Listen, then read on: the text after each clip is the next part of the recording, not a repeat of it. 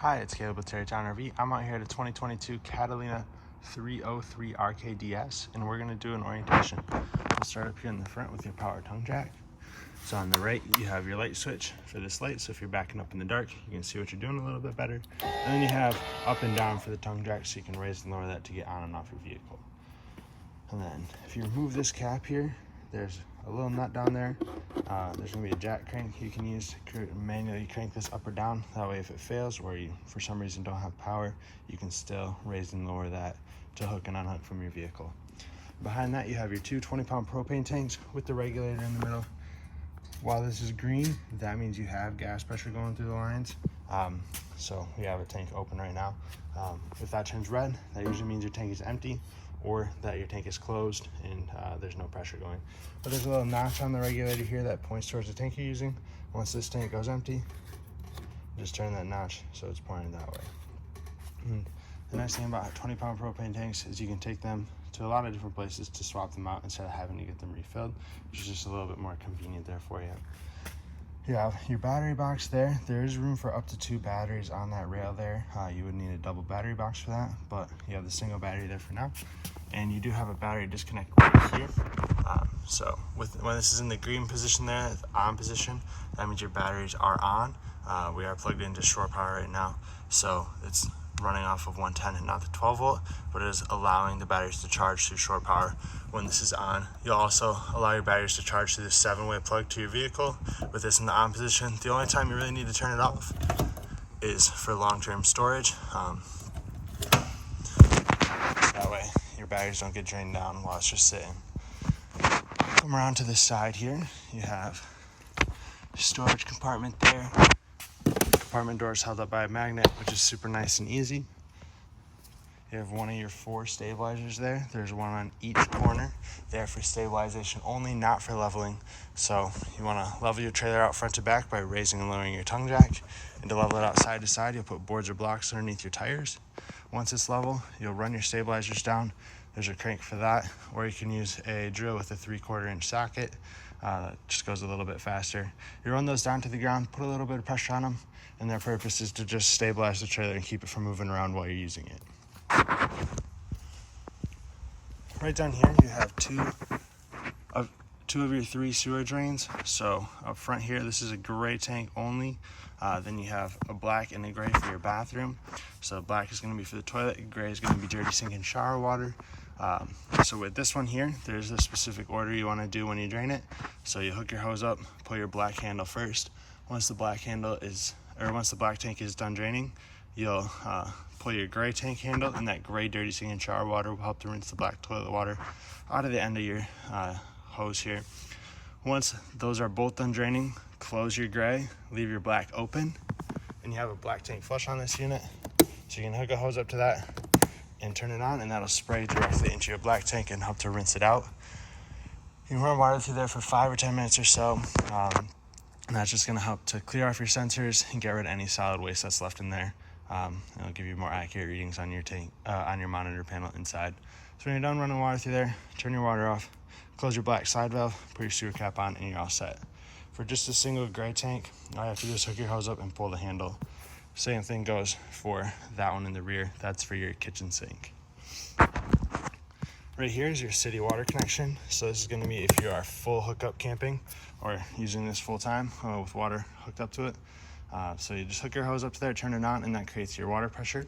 I do recommend you use a water pressure regulator with that. A lot of times city water is rated more for a house than it is for an RV, so the pressure can be a little too high for an RV, so that water pressure regulator will help to lower that into a more reasonable range for the unit.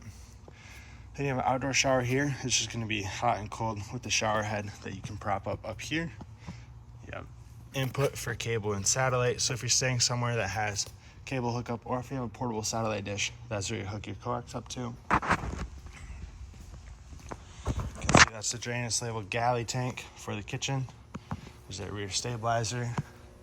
On the back here, you can see the cargo rack is down right now. Your spare tire is mounted to that. With the cargo rack down, it's a lot easier to access your 50 amp power hookup.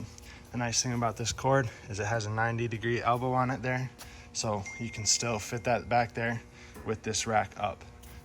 With that 50 amp power cord, I do recommend you use a 50 amp surge guard in line with that, just to help protect the electronics on the unit. It's a lot cheaper in the instance of a power surge to replace a surge guard than it is to diagnose and replace all the electrical in your unit. Right here on the left is your freshwater tank fill. So if you are rustic camping or doing a little off-grid, you'll fill your freshwater tank there. You'll turn your water pump on, and that's going to be what creates your water pressure for you. And you see you have a label for the drain. That's going to be, see if we can, right in front of your jack there's a little line that hangs down. It's got a cap in it that caps that off. The backup camera is right up there on the top. That's going to activate when you turn, or when you hook up your 7-way and turn your lights on, turn your running lights on, that is. And then you have a vent here for above your stove. There's 2 tabs on it that you'll pop open, and that's going to allow that to vent outside. When you're not using it, you'll have it snap shut like it is now. That'll seal it off so that no bugs or insects can get inside. Down here in the back, you have a LP quick connect. This is just a quick connect fitting here. You get an LP hose, and you can have an outdoor grill there. And then that ties into your propane system from the tanks up front. Here on the door side, you have the outdoor fridge. This is 110 only. See, it plugs in the back there. So you need to be plugged into shore power in order for this to work. Next to that is your water heater. This is a gas and electric water heater. You do have down in the corner here an on-off switch there. That is part of the electric portion.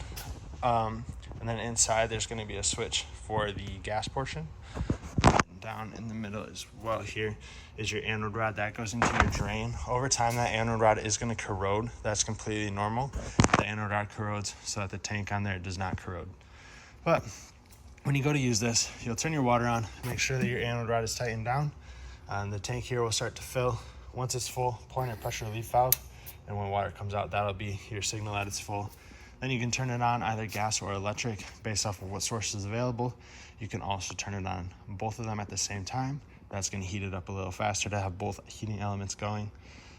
If you're hooked up to shore power though, I recommend you just run it off of electric. It takes a little longer to heat up, but that way you don't use any extra propane. And then when you're all done with this, I recommend that you take your anode rod out and let the water drain out. That way it's not sitting in there in the water, and that'll make it corrode faster. And also you'll get stagnant water in the tank if you just let it sit in there. Right here is your furnace exhaust vent. That's going to blow out hot air when you're running your furnace, so you want to be sure you don't block it or touch it or put anything in front of it that could burn or melt. And you see there's a label for low point drain there. That's going to be these 2 lines that are hanging down. There's a red and a blue there. Those are the lowest point in your water system. That's a hot and cold line. You use those for winterization. So you open up the cap, or you take a cap off of there. It's going to drain the water out of your lines. Then you can put the cap back on and run antifreeze through the system. You have your leash link here, so you can hook your pets up to the side there, and they'll be secured. You have hookups for a TV outside, so output for your coax. And then you have 2 110 outlets there as well. Have solid steps here for the entry door. With these, you want to be sure your door is open as far as it can go. That way, the latch here does not hit the screen door. And that's going to latch behind the frame on both sides. This side will sit on the frame.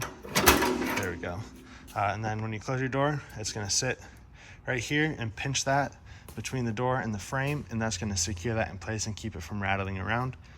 To release it, take the yellow handle. You can push it to the right or to the left. Either way is going to release the locks, and then you'll pull towards you and carefully set it down. You have adjustability in both legs here. There's pins on both sides that you can take out, and then you can slide those legs up or down as needed to level the steps out. You want to make sure you get this top piece of the step as flush to the kick plate of the door as possible. That way they sit level mostly, and then you're gonna have enough clearance to close your door over top of them. You do have 2 outside speakers out here as well. Those will be controlled from the radio inside. And over here in the front compartment, you have your starter kit. So there's a 25-foot freshwater hose, 10-foot sewer hose. You have your Kurt Echo brake controller and your centerline weight distribution hitch.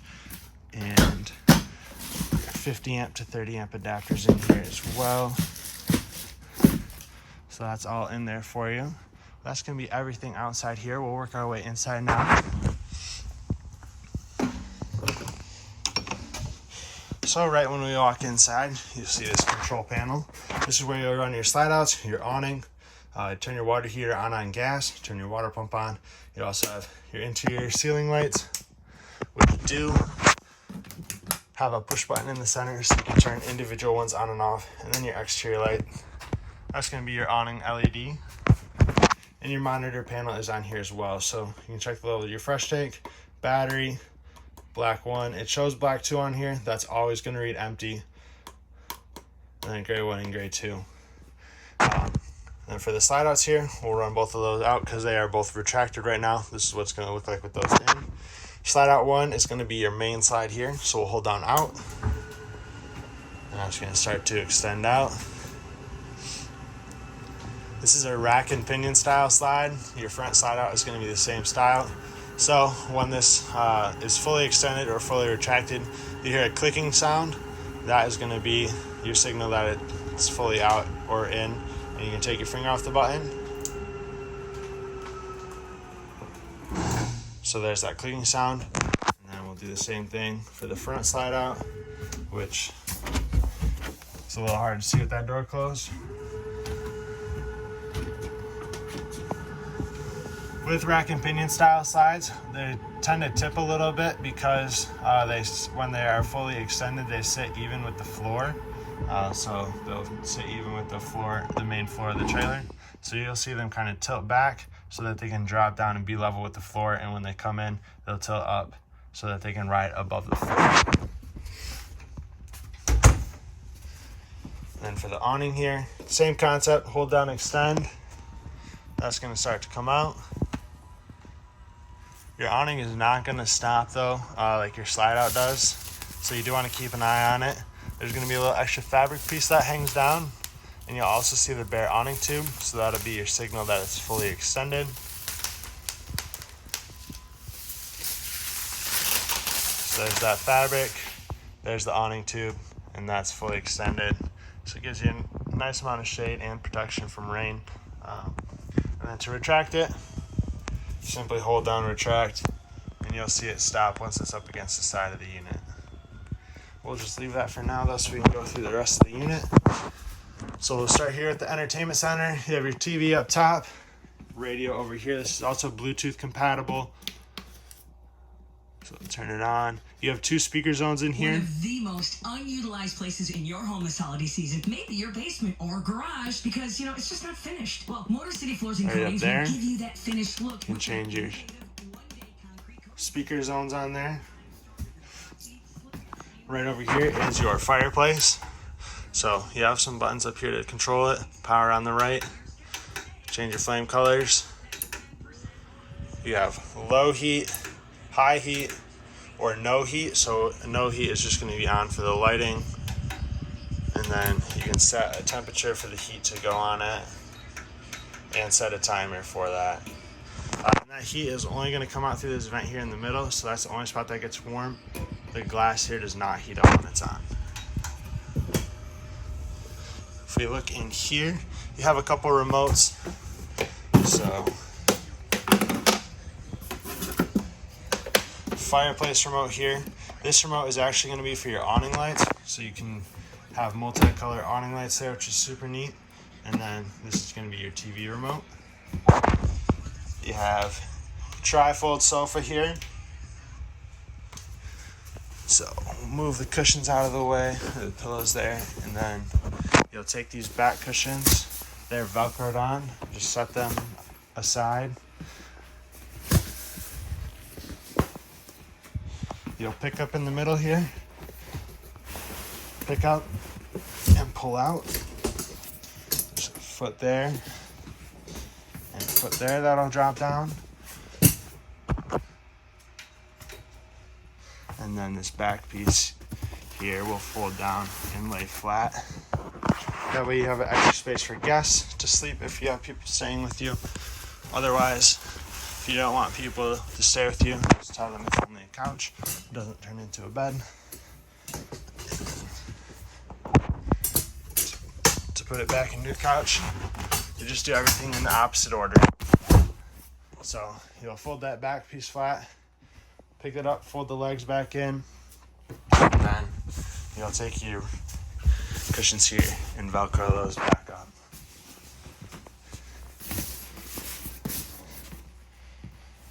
And then put your pillows back. And just like that, you have a couch again. And then here for your booth, this does also turn into a bed. So you can pick your tabletop up off the legs. Those legs will then pick up out of the mounts in the floor.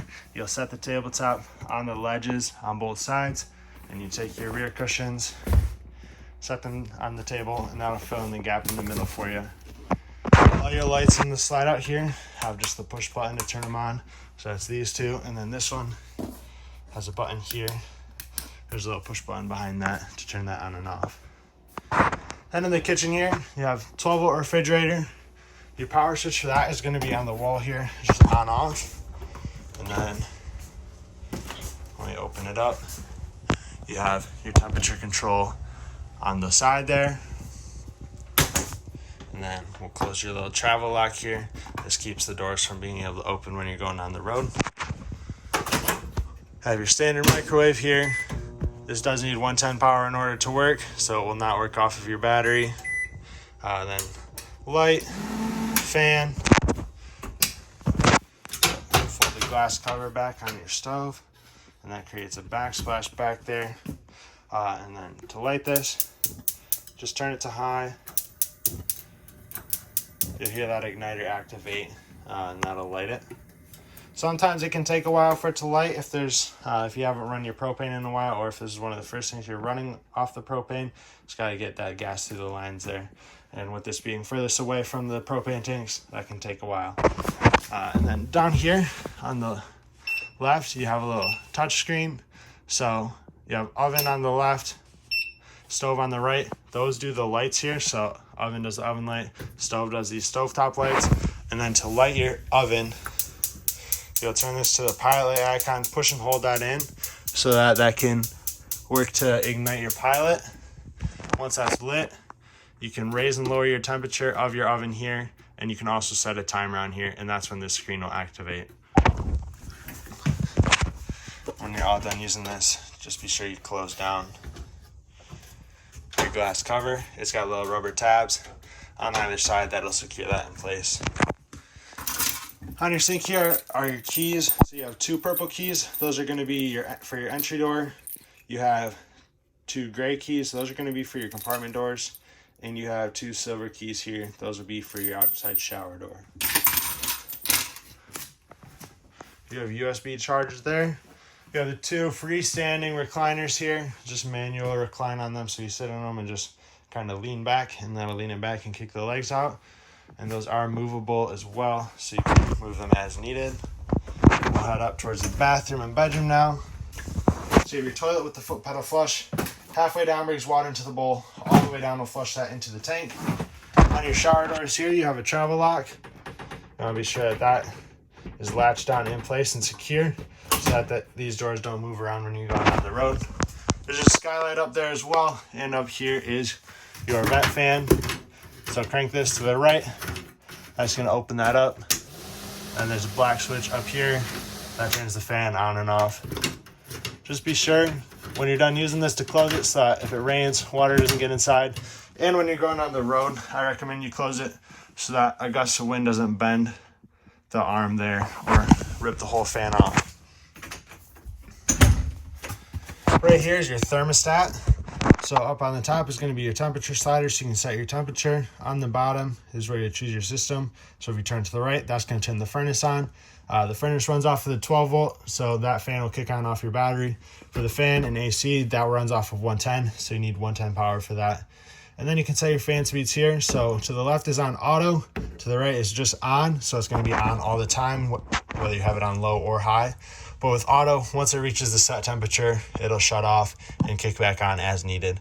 So I recommend you have it on auto. A lot of times the furnace and AC can be kind of loud. So that way they'll turn off once it reaches the set temperature. It's not going to be constantly running. And up in the bedroom here, you have your light switch here. You say AC prep for thermostat. So you have prep for a second AC up front here. Right now it's just a standard vent with another twist to open.